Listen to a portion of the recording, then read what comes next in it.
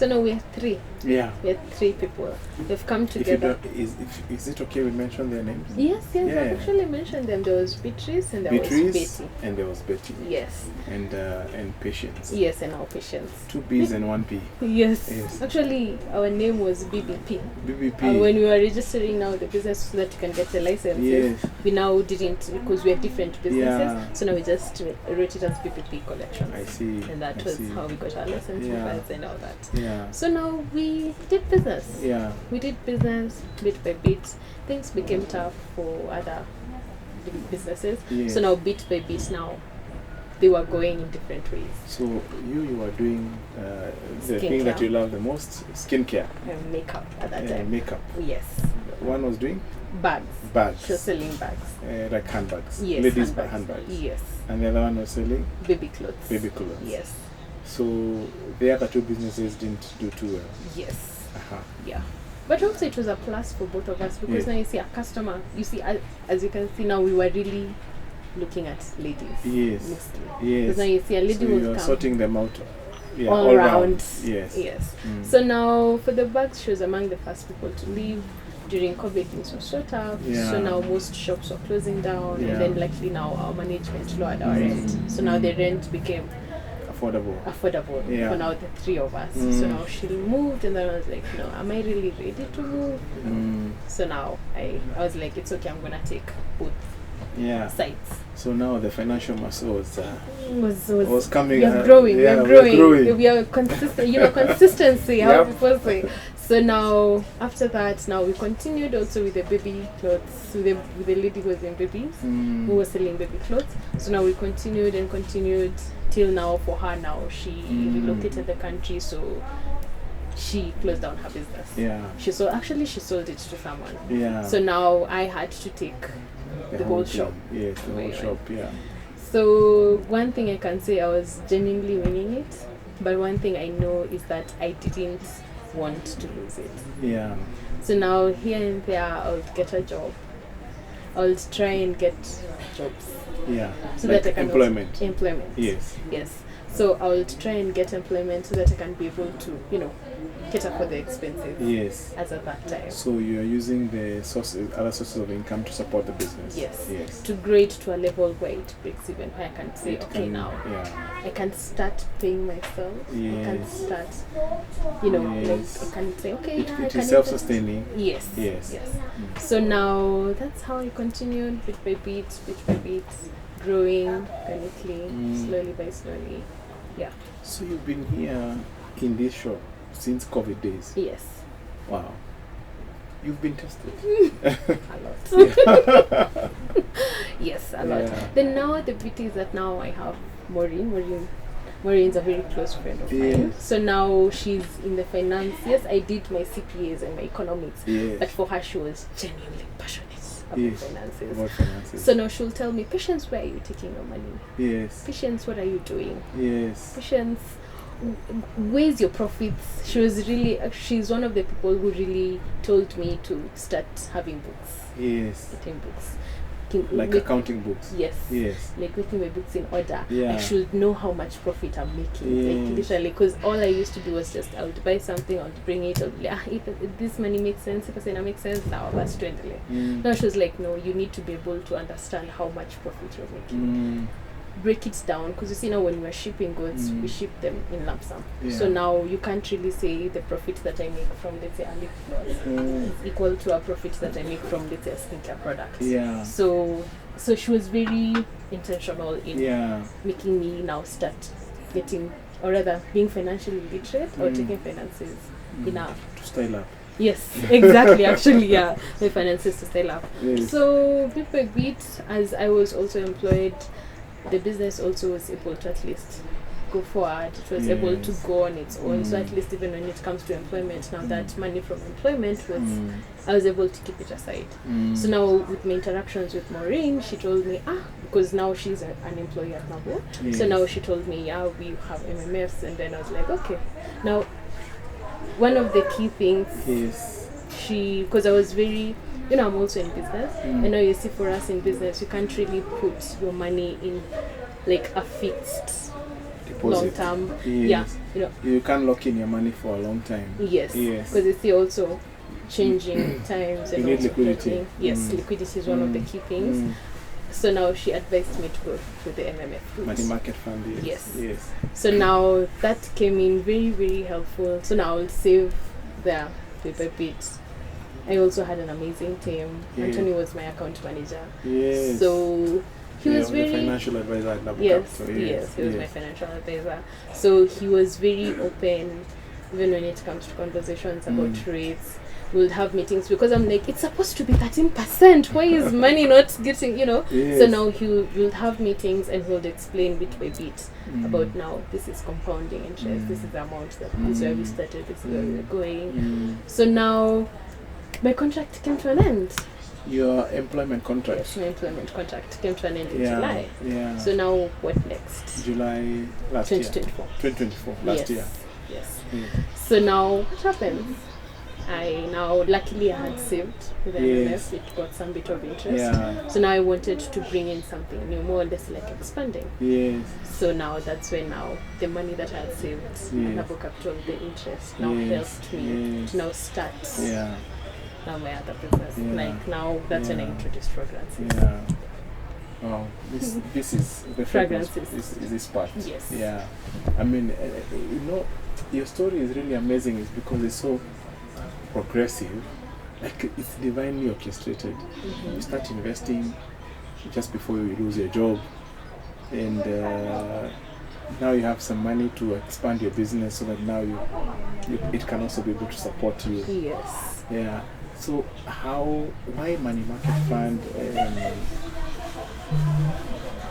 and what attracted you to putting money in a money market fund? Okay, what attracted me to and I'm saying this because to very many people, when you say MMF, people are like, what is MMF? Oh, yeah. What is money market fund? Yeah. How did you narrow down, this is what I really want? Okay, for me, I narrowed it down to the money market fund because I needed a place that I can be able to, if I need money, you can access it. I can access it. Yes. And at the same time, it's still gaining interest. It is gaining interest? Yes. And, I can access it when I need it. And when the business needs it? Yes. And actually it's mostly when the business needs it. When the business needs it, yes. So now that's why I settled with the money market fund. And you didn't want to put your money in the bank in a fixed deposit because it will be fixed for some time. Yes. And now you can't access that money. Yes, and also there were charges of, also I really try as much as possible. I'm very cautious when it comes to these small charges. Yeah, frugal. You're frugal. You're very, I'm very frugal. So I'm very... Quite clear. Yes, so I'm very frugal with that. So I'm like, where am I really gaining the most? So now, that's where now the money market funds seemed suitable for me. And you didn't want to put your money in a call, just in a current account because it will be earning that. Yes. It's idle money. Yes. Yeah. And it's money that I'm also not touching. I'm only going to access it when I need it. When you need it. Yes. Tell me, how do you separate yourself from your business? Because that's the one thing that I've found very difficult for entrepreneurs, especially young entrepreneurs. The money that comes through sales, they also go and use it to buy Sukuma Wiki and do shopping. But to me, it seems like you are able to separate yourself from the business. Or maybe I'm mistaken. I feel like that's also one of the questions that I was planning to ask you. For you to get an insight on how to do that. Because also that's part and parcel of one of the struggles that we go through. Because it's hard, especially if you're a sole proprietor. It's very hard for you to separate yourself and the business. Yes. Because at the end of the day, the business has to run. Yes. To which length it has to run. Yeah. So if it means you sacrificing your own expenses or cutting down your expenses, you'll do that so that the business can continue running. Yes. So now how to be able to be open to actually separate the finances is one of the key things that I would really love because that's where we really struggle separating ourselves from the business. there is something that I heard Vusi saying, and really touched my heart. He said, the person who owns the business is always the last one to be paid. So, and sometimes they never get to be paid, because after paying everybody else, there is nothing really to pay the person who really owns the business. Yes. And that's a story very many people are not able to appreciate. So once you have that understanding that you are the last person to be paid, then you are already starting to separate yourself from the business. Those people who don't separate themselves from their business, guess what? They end up using. They pay themselves before they pay suppliers and all the other people who make their business possible, and eventually the business collapses. But if you really want to run a business and it is gonna be here for 100 years, if you are the owner, you are always the last one to be paid. Now, the key is, because you're the last one to be paid, you should be paid the most. But the initial years, you may have to pay the price. Yeah? Yes. For you to grow that business, like what you are doing, you are working and you're pumping in your salary in this business so that you get that business to a place it breaks even. That is where your incoming cash flows and your outgoing cash flows, they can at least match. Yes. Yeah. So there is that sacrifice, and that's why you are the owner, you're the equity owner. But once that business goes beyond that break-even point, the person who really gains is you, because there is no limit to how much you can pay the owner. But there's a limit to how much you pay your suppliers. Yes. Yeah, there's a limit to how much you pay for the rent. Everybody else has a cap, but you as the owner, there's no cap. Yeah. So the one thing that I always tell entrepreneurs to do is to also decide what their salary is. You get it? Yeah. Why? Even if you have a salary and your business makes a loss, after paying you a salary, when you are doing your tax computation with KRA, it's a clear loss. You have taxes which you can recover in future incidences where you have to pay taxes. You get it? Yeah. So it's so important if you're an entrepreneur to say, my salary is 20,000 bob. It is going to be part of the accounting, and the only thing that I can take is 20,000 bob. You also pay your payee and all those things that you need to pay when you pay yourself. But when at the end of the year you need to do your accounts and also submit your taxes, tax computations to KRA, Yes. all that will be factored in. And those are costs of running a business. Yeah. For those entrepreneurs who do not decide how much to pay themselves, they still end up withdrawing money from the business. But now they create more challenges because, one, they've withdrawn the money and they are also not paying the tax. Yeah. And that will end up catching up with them. Okay. Yeah.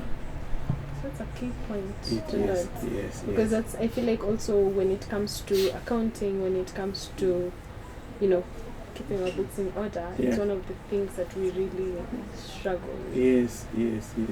You need to have something that is paid to patients every month.